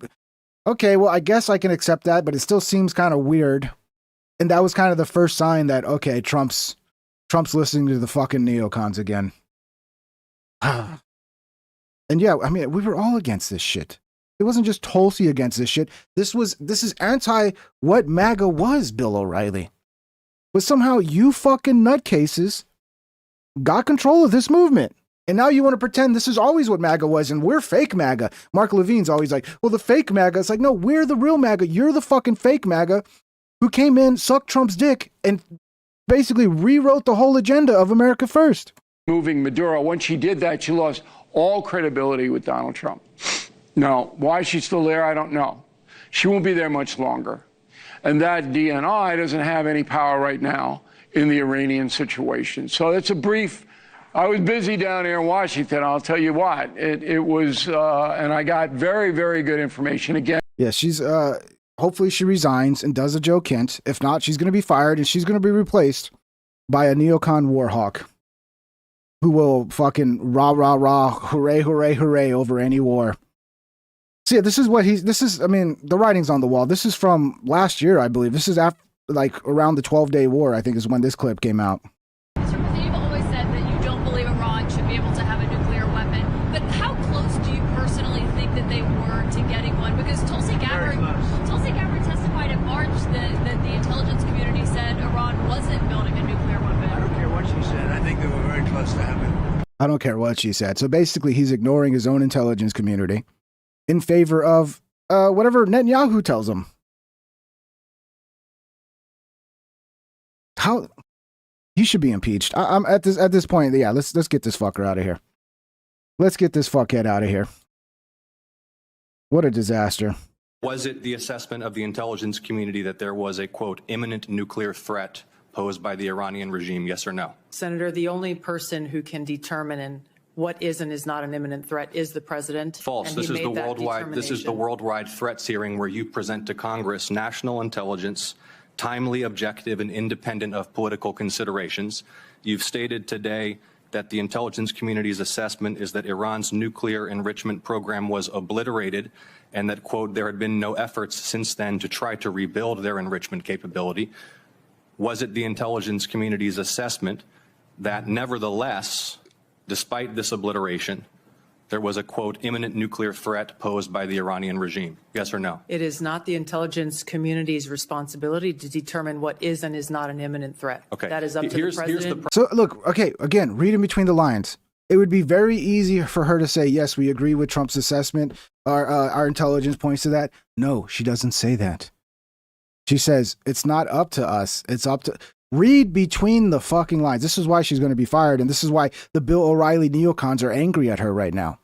So everybody's angry at her. The anti-war people are angry because she's a traitor. The neocons are angry because she's not fucking pushing the war hard enough. Read between the lines, bro. The best thing she can do, again, for the 100th time, is resign and follow Joe Kent and get on Tucker, get on Rogan, and speak your mind. Get on Rogan. Rogan, call her. Call her, Rogan. Give her some advice. I bet you Rogan still got her number and can reach out to her and be like, Tulsi, are you okay? We're worried about you, Tulsi. We're worried about you. Tulsi Gabbard on a rant. The only person who can determine what is and not an imminent threat is it's precisely your responsibility. Okay, I think we already saw these, so we'll move on. Oh, this is the one I was trying to find earlier. My God, dude, is she thick as fuck, huh? Holy shit, bro. Look, just a little sidetrack here, but I imagine her vagina grips like a motherfucker, bro. Like, the strength she has between those two lips. I imagine you get in there, and if she doesn't want to let you out, you're not getting out. You're like, oh, and then she's like, and you're like, oh, let go. I mean, the power, bro. The power of this vagina is fucking unbelievable, bro. Jesus Christ, dude. I like Tulsi. DNI Tulsi Gabbard has given conflicting assessments on whether Iran was rebuilding its nuclear program. If people are confused, they certainly have a right to be, says former senior advisor to President Obama, David Axelrod. No, but I do think the American public, they're not stupid, and they understand that Iran poses a serious threat to the United States and to all our allies. I think the president was pretty clear today. He said, we're going to cost a little bit more for a short period of time, then we're going to be a lot safer for a long time after that. I think the public can grasp that, and I think this is 7 presidents too late. We should have dealt with the Iranian regime a long time ago. David, obviously you watched Tulsi Gabbard, the director of national intelligence. She skipped over, and she was kind of called on it, over a line in her prepared written remarks yesterday to the Senate. And the line was that Iran's nuclear enrichment program was obliterated, which obviously contradicts the White House's central argument for the war. Today, in front of a House committee, she sort of distanced herself, saying that Iran still has an intention to rebuild its nuclear capabilities. What does it say to you about the administration not being on the same page about the justification for the war? Well, Anthony talked about improvisation. You know, on January 8th, the president said we knocked out the Iran nuclear threat and it was obliterated. On January 20th, he said we achieved the total obliteration of the Iran nuclear potential capability. And a month later, we're at war because the nuclear threat is imminent, he said. So if people are confused, they certainly have a right to be. And she seems to be trying to catch up with the story here and trying to align herself with the president's gyrations. No, I don't think that's what she's doing, David Axelrod, you retard. Can you guys not read between the lines? To me, it's very obvious what's going on here. She does not support it, but she's in a tough position because she still has to serve this commander-in-chief. So, I don't know. Maybe people can't read in between the lines here. So, you know, when you are talking about the kind of commitment that the president's asking for in terms of lives, in terms of money, this is not a confidence-building thing. And, I appreciate the point that people understand that Iran is a malign administration and a malign regime, and that we needed to deal with it. But I would point out again that a few days before this war began, the president spoke for an hour and 47 minutes and 30 seconds to the nation. The first hour was about the economy. He spent 3 minutes on Iran. And all of a sudden, this has become the overriding priority at a time when people have said they don't want this to be his overriding priority. They want him to focus on the thing they elected him to do, which was deal with the economy. That's absolutely right. I mean, he's right about that. Say what you want about old David Axelrod. Absolutely right about that. Hey guys, we're about an hour in. If you haven't, smash the thumbs up, guys. It's much appreciated. Links are in the description to support the show. Super chats are open. Members are open as well. It's been about a week or more or longer since I've had anybody sign up to membership, so apparently nobody likes the show anymore. Support the show. It's appreciated. Obviously, people are pissed off because, there's probably a lot of MAGA people in the crowd who are angry at me, and I get that. But I'm not, I was not for the war before. You expect me to be for stupid wars now just because I supported the MAGA's original vision of what MAGA is, and I'm supposed to just go along because I got to be a team player? No, I'm sorry. That's not who I am. And if you paid attention and listened to me the whole time, I always told you that's not who I am. I'm not a party first guy. I care about policies. I care about the decisions that the leadership makes. And I don't care what side of the aisle you're on. I don't care if you're a Republican. I don't care if you're a Democrat. If you got good policies, I support you. And starting forever wars again, which I know a lot of you go, this is not a forever war. It's only 2 or 3 weeks. Okay. This was never a policy I supported, and it's a complete betrayal. But this is fun. Let's listen to this. By the way, Alex's son, look how beautiful. True. Does a great impression of Trump. 4 super chatted $1.99. Thank you, Jet, brother. Thank you, brother. Yeah, these guys do a pretty good Trump impression. Let's have some fun with propaganda like you've never seen before. I'm the peace president. Can you believe people buy that? Like, look at this. Look at this. We've got the World Cup coming, and we just killed 200 Iranian schoolgirls, blew them up, double tap. You saw their arms and legs flying everywhere like this. It would be funny if it also wasn't so fucking sad. And you know what, though? They're not allowed at the World Cup, okay? They're the bad guys here. Iran banned from the World Cup. You don't belong. Only us bombing you. We're the ones that belong here, okay? Yeah, so we're at war, right? We're at war. It's true. People are saying it. I've said it's not a war, but I've also said it's a war. The Israelis, they hit the oil infrastructure after we told them not to. I said, bro, Rex does a fucking great Trump impression. He's blowing me away here. Maybe he's like Alex. Alex is great with impressions too. Maybe Rex has got that talent. He needs to lean into the impressions, bro. Hey, why did you do that, BB? And he says, shut up. He says, shut up to me. And I say, okay, that's my answer for today. I mean, yeah, we've ascended. Oh, I'm missing mine. Why aren't you eating your goy slop, Americans? Hold on. Give me a second, T-Blood. I'm coming in. Yeah. Do we have one more? Yeah, well, he's the military wing. He's the guy. Sir. We're sending him off. We're sending him off to battle. I'm ready to be out there, sir. Send me to the front lines. Are you ready to die for foreign and special interests? We're sending you, good American. We're sending you on a mission. They made a movie about it. It was called Suicide Squad. Very good movie. I'm a big fan of Suicide Squad. Feed me my daily goy slop, sir. You got it. We're gonna give you a nice lobster dinner before you go die for foreign and special interest in a desert in the Middle East again. This time it'll be a mountain. Are you okay with dying on a mountain, Tim? Yes, sir. Anything for my president, sir. A big, beautiful mountain. Mountains like you've never seen before. The whole country is surrounded by mountains. You've never seen mountains like this. Let me tell you, while you're taking your final dying breath for dying for foreign and special interest, that last breath, be sure to enjoy the view. It's going to be nice. It's going to be a nice final view for you. Congratulations. You're welcome. And people are saying that we should make you pay for the view. I say give it to the soldiers for free. Oh, man, yeah. I do. Every now and then I can lock into Trump, but it's so hard. It's hit or miss. Sometimes I can lock into the Trump impression, and then other times, like, I try and it's just, I got to, like, really listen to him for, like, 30 minutes, and then I can probably get it. But yeah, it's pretty good. Yeah, we got to laugh about some of this shit. You know, what else can we do here? Oh, here's Hexeth talking about the $200 billion they're now asking to fight this war that should be over by now. Only 2 weeks, but yet they need another $200 billion. So yeah, it's going to be over any time now. $200 billion. I think that number could move. Obviously, it takes money to kill bad guys. So we're going back to Congress and our folks there to ensure that we're properly funded for what's been done, for what we may have to do in the future. Ensure that our ammunition is everything's refilled, and not just refilled, but above and beyond. I mean, President Trump, as he said, rebuilt the military in his first term. Didn't think he'd use it as dynamically in his second, but he had. So thank goodness he did that. And an investment like this is meant to say, hey, we'll replace anything that was spent. And now that we're reviving our defense industrial base and rebuilding the arsenal of freedom and cutting deals like our great deputy secretaries here is doing, long lead times on exquisite munitions, we're going to be refilled faster than anyone imagined. And I think, we're also still dealing with the environment that Joe Biden created. Which was depleting those stockholds and not sending them to our own military, but to Ukraine, which is every time we reach back and look at any sort of a challenge we have, it goes back to, well, send it to Ukraine. Ultimately, we think this should be these munitions are better spent in our own interests at this point, and this kind of funding bill is going to ensure that we're properly funded going forward.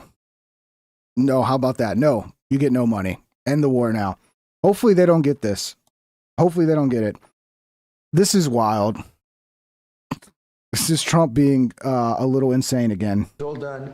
Everything was going great. The economy was great. Oil prices were very low. Gasoline was dropping to, we had $1.99, $1.85. We had great everything.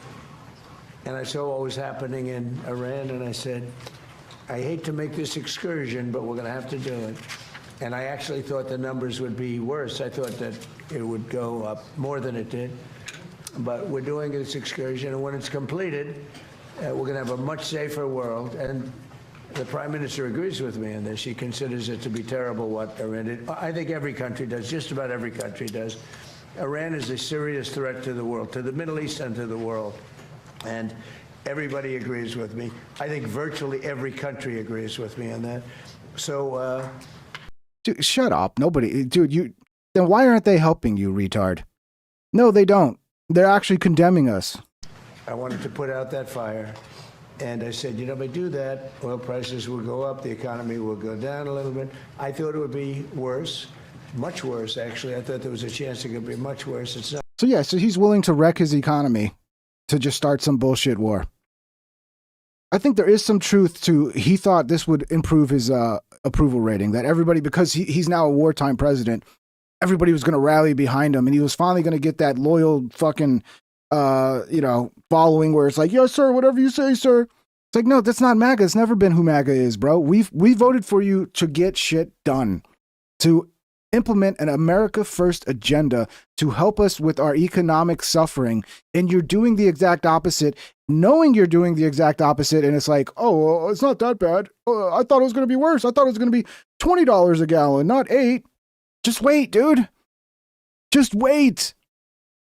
All of the loss of production and in the oil world, it hasn't even been completely factored in yet. Not bad, and it's going to be over with pretty soon. Sure it is, dude. That's why you're asking for $200 billion, right? That's why you're asking for $200 billion, because it's going to be over with soon. Yeah, there's some of the high gas prices people are dealing with here in the world today. People out here taking pictures. They don't even believe it. $8. $8. I guess this is, where is this, like California? This is in San Francisco? $8.21. You might as well get you a horse. But yeah, we need to bring back horses. He's right. That's one way to fight gas prices. Bring back horses. Bro, what you doing? It go right there. Bro, it's not $6, bro. Yeah, bro, they could pick that shit up. Now I am not paying $9 motherfucking dollars. Where the fuck? $9, bro, in California. $9 fucking dollars, dude. I'm thinking it's in certain areas where there's less competition. Because you know how when you get these gas stations where they don't have like a bunch of competition, like it'd be like one gas station and like maybe 5-mile radius, there's no other gas stations, and they'll fucking charge as much as they can. That might be, $9, dude. It's for gasoline. No way. Are you kidding me right now? Are you kidding me? Oh, by the way, it's $4.45. Well, I can't lie to you. This gas is getting crazy in Georgia, bro. Good Lord. Fuck you, Donald Trump. Fuck you, Donald Trump. Fuck you, Benjamin Netanyahu. Fuck you, the city. Look. I feel his pain. I feel his pain, bro. I feel it. Look at this. Somebody come look at this. Yeah, and diesel is really what affects the supply chain. So, yeah, diesel, even in Texas, I'm hearing diesel's over $5. Not gonna play with me, bro, because I'm not gonna play. And I don't got nothing to lose. I don't got no family, nigga. I don't got no kids, nigga. I don't got nothing, nigga. This guy's ready to fucking. He's ready to go to war over gas prices. All right, bro. You can slow down. It's giving me flashbacks of 2008, man. It's like. Bombshell. Netanyahu just casually admitted on live TV that there will be a ground invasion of Iran. Okay, Netanyahu's decided. We must follow our supreme leader, Netanyahu, the controller of America, the one who really makes the decisions, it appears. And yeah, he's decided. We must go and die in Iran. It is often said that you can't do revolutions from the air. That is true. You can't do it only from the air. You can do a lot of things from the air, and we're doing. But there has to be a ground component as well. There are many possibilities for this ground component, and I take the liberty of not sharing with you all those possibilities. Yeah, I mean, someone mentioned they drive to work and that's it. Well, yeah, we're probably, if this continues to get this bad, we're probably going to see a return to remote work. You're going to be locked down, not because the government's forcing you to lock down, because it's going to cost you like $20 a gallon. So you're not going to be able to afford to actually go anywhere. So get ready for the fuel lockdowns. At MFN Damien super chatted $10. Mama Tulsi's pristine elder monkey fan club president. Me AF. Yeah, I think I'm a fan. I'm a fan as well. Thank you, motherfucking Damien. Thank you, brother, for the 10. Yeah, Tulsi's special, bro. We can't let her off. We got to save her, basically. She's got to be saved. And that's what I'm telling you, Tulsi. It's okay. This is done. It's fucked. All right? You're in a burning building. Go get to the fire escape and climb down now. And then when you get down, write a letter about how Trump is a piece of shit who's betrayed everybody. Trump on Israel-Iran conflict. Trump says he told Israel Prime Minister Netanyahu, don't attack oil and gas fields of Iran. There's two sides to this because Israel saying they had permission. Trump saying they didn't have permission. Trump clearly knows they fucked up because, yeah, dude, it's going to really spike price of oil here, dude. Thank you, Mr. President. You talked to Prime Minister Netanyahu about attacking the oil and gas fields. Yeah, I did. I told him don't do that, and he won't do that. We didn't discuss. You know, we do. We're independent. We get along great. It's coordinated, but on occasion he'll do something, and if I don't like it, and so we're not doing that anymore. And the last one, if I. Thank you, Mr. President. You talked to Prime Minister Netanyahu. So yeah, he also put out this kind of long, rambling fucking truth tweet, essentially telling Israel they cannot do that. That if it was a mistake, the message is kind of to Iran, like it was a mistake. We weren't supposed to do that. And if you fucking retaliate and hit any more of the oil reserves in the Gulf Coast, the Gulf states, then we're going to completely take out your oil fields. I think Iran already did hit more oil fields. I don't know, man. But the trajectory of this is getting out of control. Reporter, many Americans are asking that question, whether you misled their government into starting a war. Hi, Tom. Boy, he looks like, sometimes you look at Netanyahu and it's like, I don't know, I just think of like Dracula. Like right here, like he gives off a fucking Dracula vibe. Hi, Tom Sufi Burridge, ABC News. Prime Minister, given the escalation of attacks on US allies across the Gulf, given the spiraling energy costs, the high costs in general, the US service personnel killed in this war, many Americans are asking that question, whether you misled their government into starting this war, and for how long should Americans keep paying the price? Well, I misled no one. I don't believe you. And I didn't have to convince President Trump about the need to prevent Iran from developing its nuclear program, putting it underground, and being able to launch nuclear-tipped missiles at the United States. He understood that. He explained it to me. I didn't explain it to him. Yeah, I don't believe you. And I think that... He explained it to you after he read an Israeli intelligence report that told him that? Come on now, dude. Our partnership is the only way to avoid this catastrophic development. Hi, Tom Sufi Burridge, ABC News. Yeah, I trust you, Netanyahu. Breaking, the U.S. is officially leaving the door open for ground troops in Iran. Well, Netanyahu already told us we're going to have to go die for Israel and Iran, so, I mean, the order's out. We got to follow his command, because he's our supreme leader. Yeah, I can't give you an answer to that question. What I can tell you is what they're telling the Congress. And what they're doing is they are leaving the door open to troops on the ground, which, if you've watched any of these conflicts, or if you go if you go back to Vietnam, where we started out with a very, very limited military mission, or look at any number of other conflicts, this is the way you get something called mission creep. Right? So this war was sold. It was sold to the American public, in as much as it was sold as a very brief thing. We'd be in and out. And now all of a sudden they're keeping the door open to troops on the ground. No congressional approval, no congressional deliberation, and no real backing either by our allies or by the majority of the American people. Remember, the original bullshit line was like, oh, we're going to go in there, we're going to take out their leadership, and then the Iranian people who hate the regime are ready to revolt. We just got to give them the signal and lay the groundwork for them. Yeah, that didn't happen. Okay, so now the whole what was the point then? So now we've already put so much time and effort into this. Oh, now we got to see it through. Now we need ground troops to ensure the regime change. Otherwise, we're all going to get blown up. We're all going to get hit by a nuclear bomb. And if we do get hit by a nuke, it's because of our warmongering. Not because we left Iran alone to do what the fuck it wants to do with its own country. No, it's because we got involved in everybody's fucking business and made a whole bunch of enemies who are out for revenge now because we killed people they love. We attacked their countries. We made their life we caused legit suffering to these people. And whether we agree with their way of life or not, it's their country. It's their right to do what the fuck they want. And I think it's every country's right to have a nuclear weapon.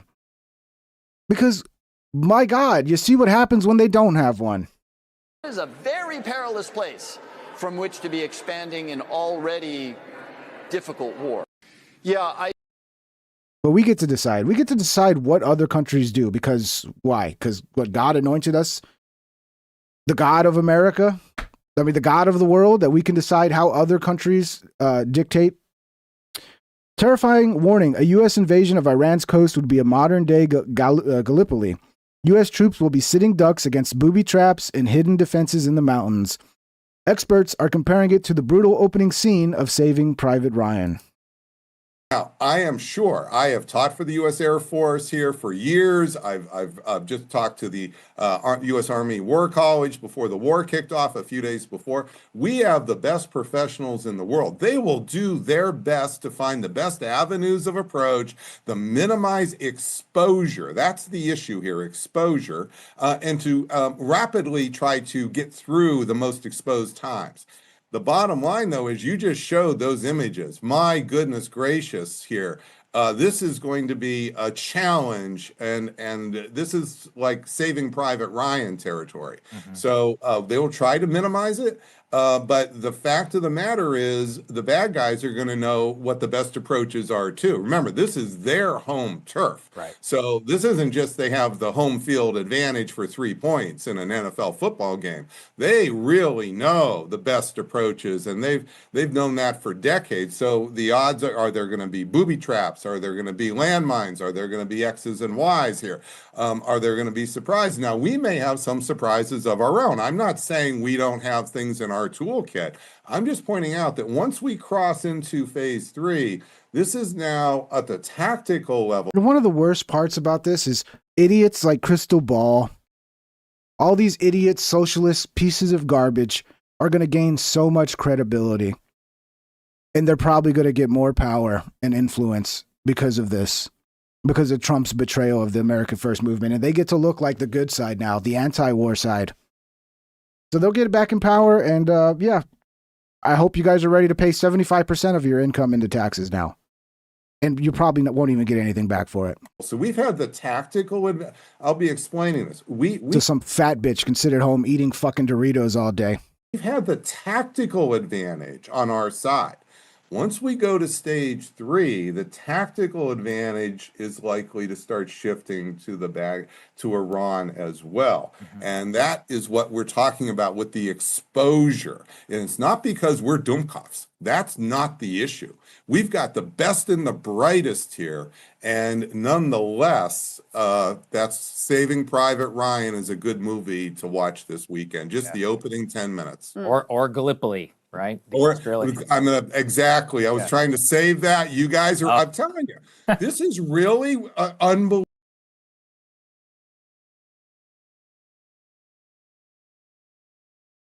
I mean, I don't know. If we put boots on the ground and everybody's still going to support this, you're still going to it's like, dude. Like, Mikey, I love you, bro, but you're falling for some bullshit. You think I'm falling for bullshit. You're falling for bullshit, bro. You're falling for bullshit. We've seen this before, Mikey. This is all the same shit we've seen before, Mikey. It's all the same propaganda, all the same fear-mongering that we've seen before. And I don't know who you're listening to on the ground in Iran. Are you talking about people on the internet that are not even in Iran that are like posting like, oh, free Iran, we support this war, blah, blah, blah, blah. You don't realize that's probably a lot of propaganda. There's a lot of people that support the Shah and they want the Shah to come take over. The Shah's not going to fucking take over. But I don't know, Mikey. We're going to have to agree to disagree. I think we both feel like the other's being propagandized. So we'll find out who really is being propagandized. Because to be honest, I don't have to listen to any of these motherfuckers to form my opinion. I already know war is stupid. And there's no justification for this. There is no imminent threat.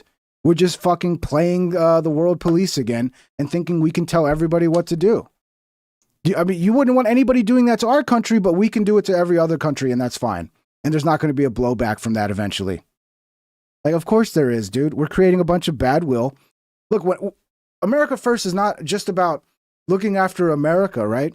It's also about getting out of everybody's fucking business, bro. The same way we want to be sovereign, we don't want globalists telling us what to do. We want to control the future of our country. We have to grant that privilege to every other country as well. And if a country decides they want to start bombing us, they want to start warfare, then yeah, we'll go to war and we'll fuck them up real easy. It's great. We have a big military. We can do that. I don't know. We got, I guess, Mikey, we'll find out here. I don't know, Mikey. We'll see, dude. I don't know. I don't know if you're paying $10 a gallon. I don't know if you're still going to support this, but maybe you will.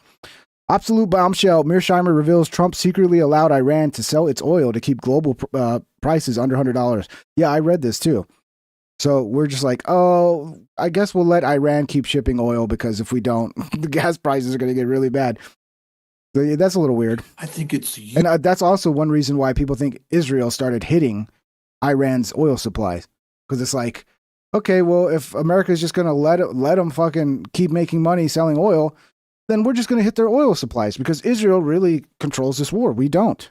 Hugely significant. And I think the fact that President Trump issued this post where he made it clear how angry he was at the Israelis for doing this is evidence of that. Look, President Trump is doing everything he can to keep oil prices under $100 a barrel. And that is not easy to do.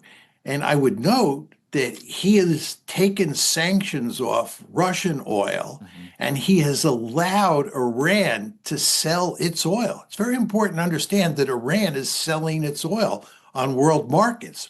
Iran has been allowed to send oil through the Strait of Hormuz. And the reason that Trump is allowing this is because he wants all the oil he can possibly get in the world oil markets. And he's been quite successful, at least at keeping the price of a barrel down under slightly less than $100.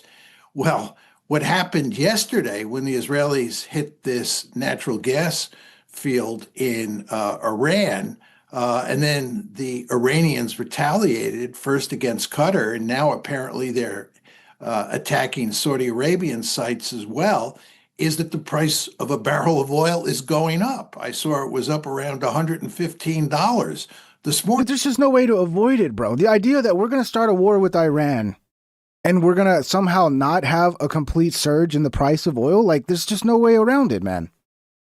Anybody that thinks, oh, we'll be okay, America's not going to be affected by this, and it's just you're just fooling yourself, bro. There's no way we don't. We're doing the same thing we did in Iraq. The price of gas is going to go, and it's going to be even worse than Iraq. It's just like Tulsi said. Iraq was difficult. Afghanistan was difficult. But compared to Iran, it's nothing, bro. It's easy mode compared to Iran. This is disastrous for the United States and for the world economy. And if things continue to escalate, which is a real possibility, the economic situation will only get worse. Yeah. So what happened yesterday really mattered. And that, again, is why President Trump made it clear to the Israelis, don't ever do this again.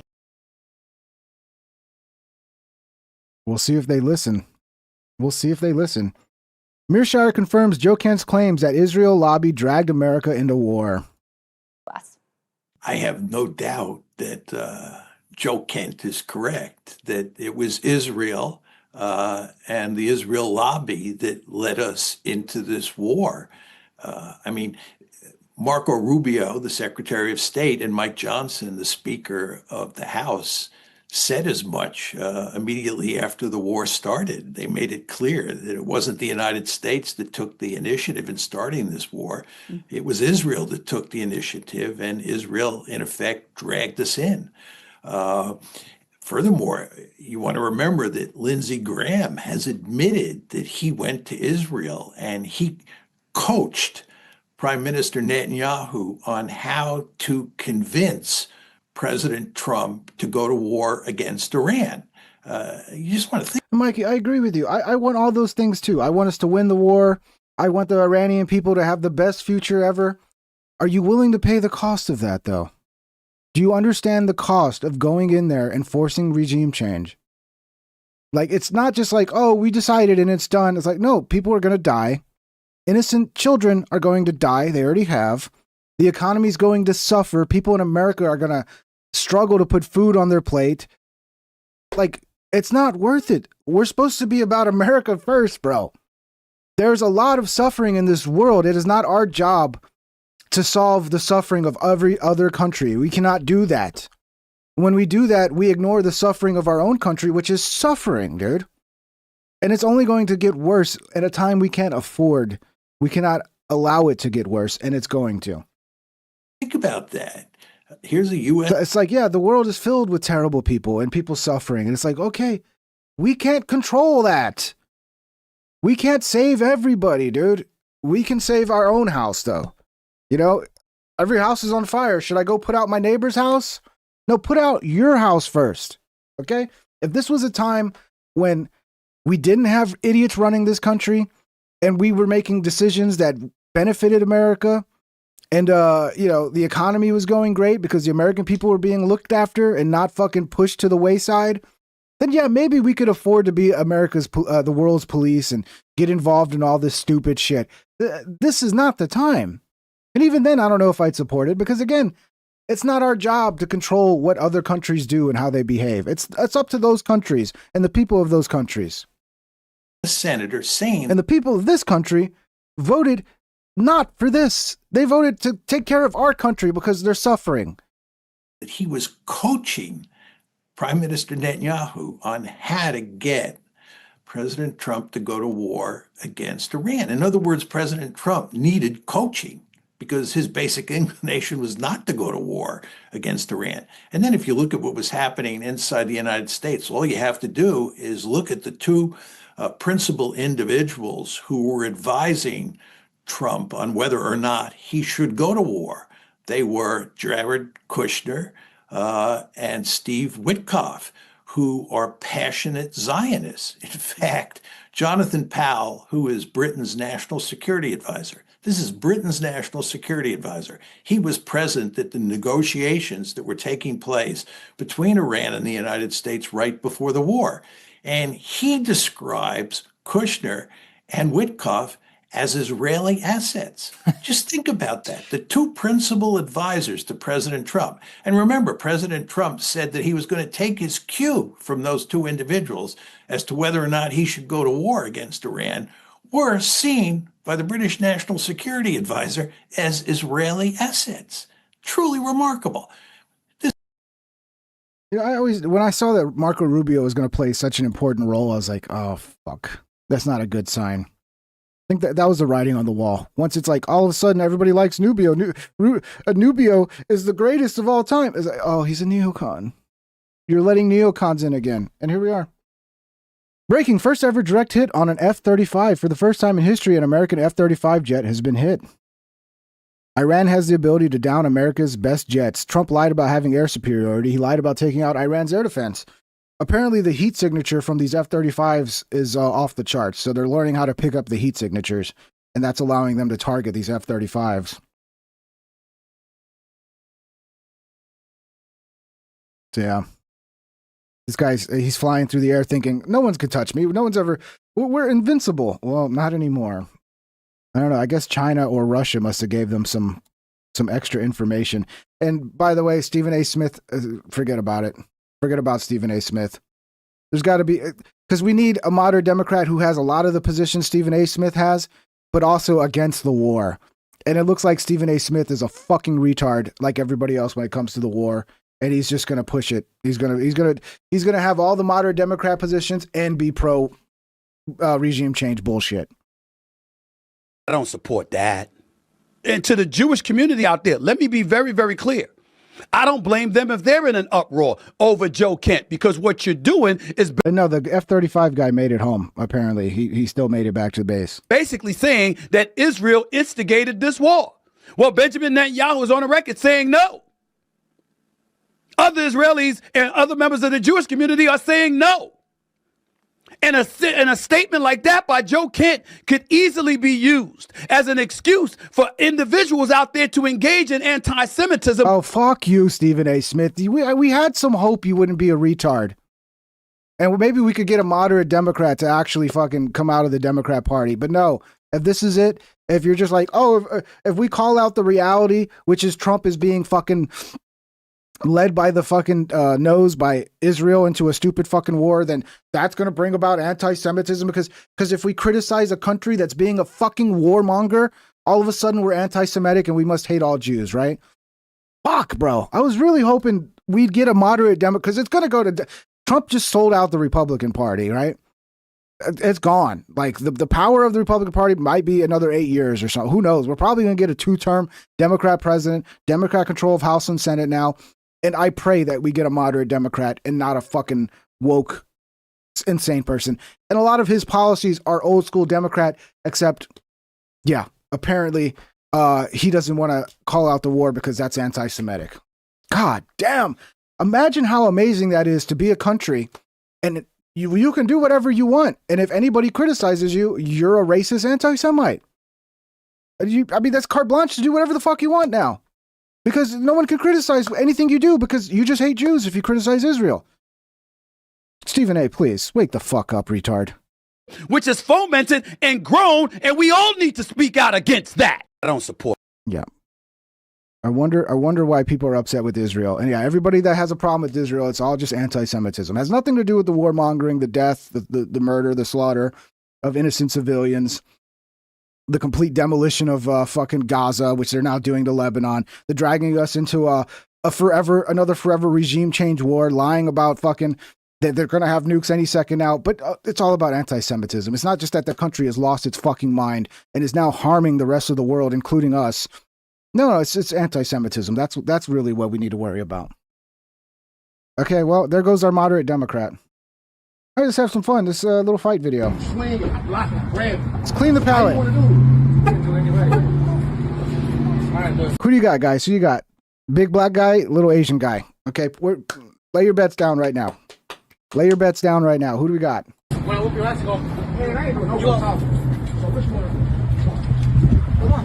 here.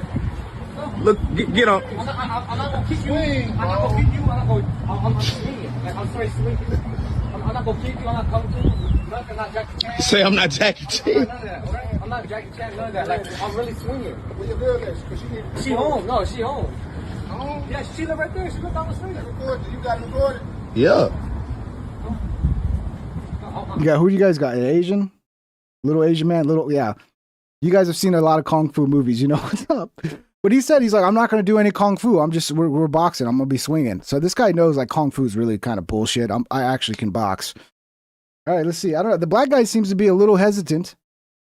He seems to be a little like, I don't know. This guy's a little too confident for his size. That's not a good sign. I'll swing first too. I promise. Like, just come on. Like this not even fair. Like, you over here. Man, flush him out, Kenzo. I love it. There's always a black guy filming who's like, do it. Get them ones. He's like, oh great, I'm gonna get a viral clip. The black commentators, who watch these fights and then commentate live, they always make everything 10 times better. Flush him out, Kenzo. Oh motherfucker, put a ski mask on. That's scary. What is going on here? No, he's smacking something to finish. You coming back. So apparently this black guy already smacked the Asian guy, and the Asian guy wants his revenge.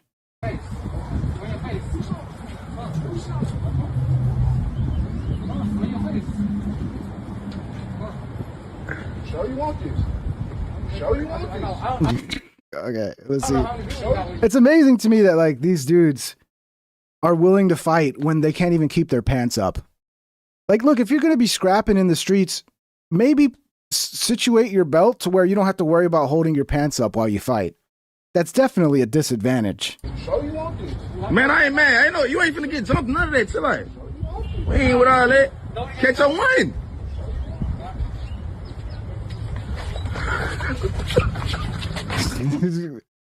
I tell you, these guys that watch and film, they just love to catch some mayhem.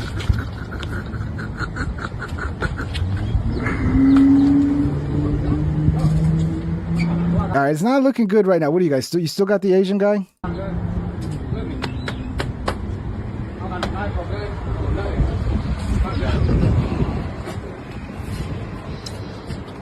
What is this? What is this style this guy's doing? Is that the new style?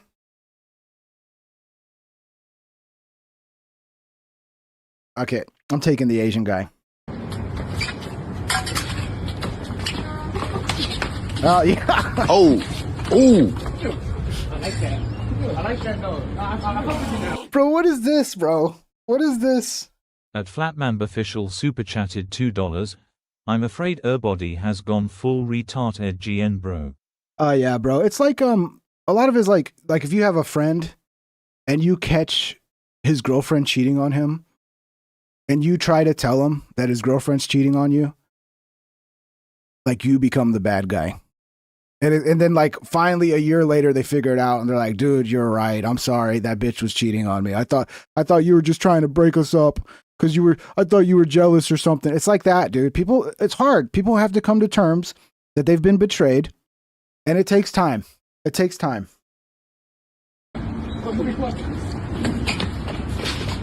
Thank you for the super chat, brother. Oh no.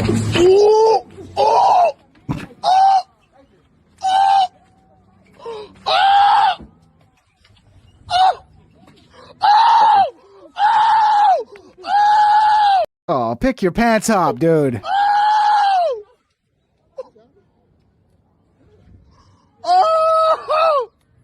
This guy related to Bruce Lee or some shit. I mean, this guy clearly can box. What's good, my man? Baby! Baby! You leaking, baby? Oh, he literally pulled out his phone and started filming it for his girlfriend to show that she's bleeding. Oh, there might be some like bad blood that goes further back here. He leaked. Oh! Get him, get him. Nah, hang on. It's good. He saved that guy because that guy was about to get probably unconscious on the concrete, and you don't want that. You don't want to get laid out flat on the concrete because then that's how you can. You know, if you listen to Joe Rogan, you know, it's like the whole world hits you in the head when you fall head first onto some concrete. It's like the whole world just smacked you right in the head. So yeah. Look, I mean, this is another example of like, yeah, this guy's got the size, but he doesn't know how to fight. This dude actually knows how to box. And if this guy knew how to fight, he would win with his size, but he does not know how to fight. He's like,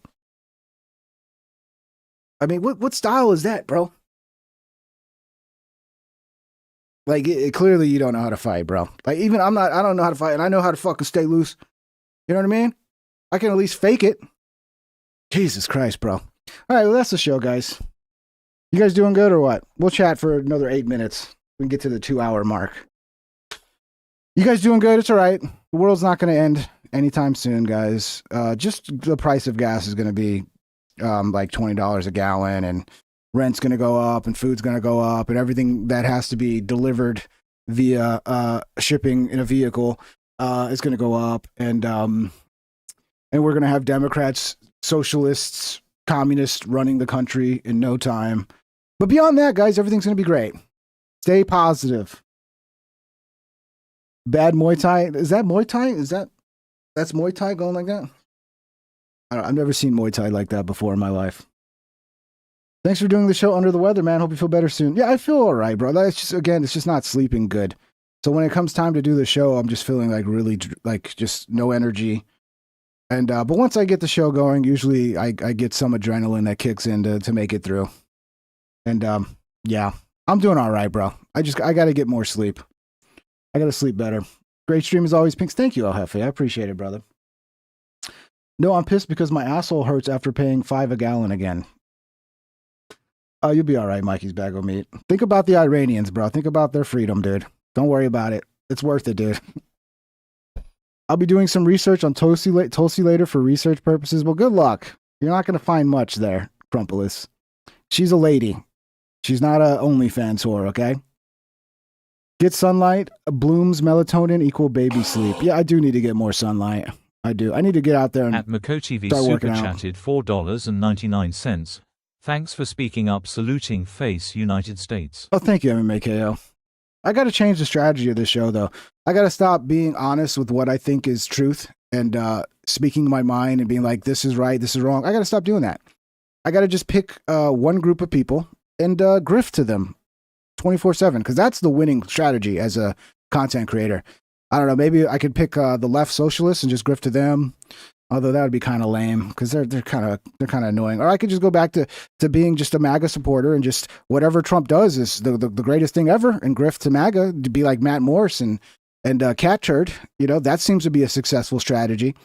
Or you know, I could maybe the boomers. I can focus on just telling the boomers what they want to hear over and over again, because they got all the boomers are who got the real money. You could do the doomers, but the doomers, they don't have any money. So the boomers is probably that's what I need to do. I just need to be a pro boomer show and just grift to the boomers. And no matter what's going on and how I feel about anything, I'm just going to, whatever the boomers want to hear, and watch the ching, ching, ching, ching money come in, Bo. Cause, there's no rewards for being honest and telling people what you think is true. There's no rewards in that. The reward is, just being a fucking shill and just serving one side and telling them everything they want to hear so they sleep better at night. Rogan Ed has brought me here. Well, congratulations, Redunk. Nah, you stay ping. Well, I mean, I'm not going to be able to keep doing a show. The support for this show is dwindling. It's just like, it just pisses too many people off. Because like the moment I side with MAGA and I'm like, okay, I like this America First agenda. And then when it goes sideways and I'm like, oh, this is fucked, then they all get mad and leave. 67 super chatted $5. Stay honest, ping. That's why we're here. Well, clearly, I know. I'm joking, brother. You know, thank you for the 5. But there's a lot of truth to that, dude. It's like once you take one position and like you build an audience, like, you know, because I believe that America First was real and Trump meant it. So I supported that. And then once you're like, okay, he lied, it's bullshit, and you call out the reality of the situation, we're getting locked into more forever wars, we're getting sidetracked, not actually addressing the suffering of the American people.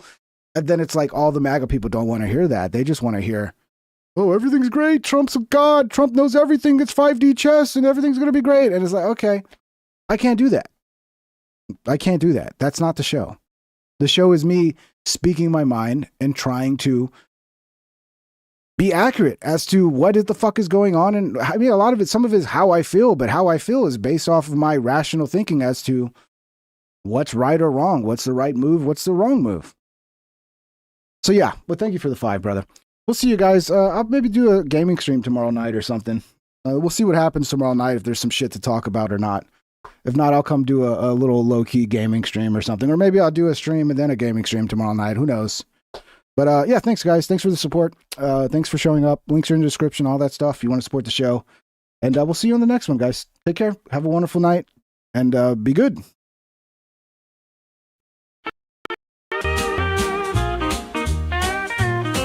Please subscribe and hit the like and ring that bell if you want notified. Here's some other videos to watch that you might like or you might not. Have a great day, my internet friend. I hope I'll see you once again. Please subscribe and hit the like and ring that bell if you want notified.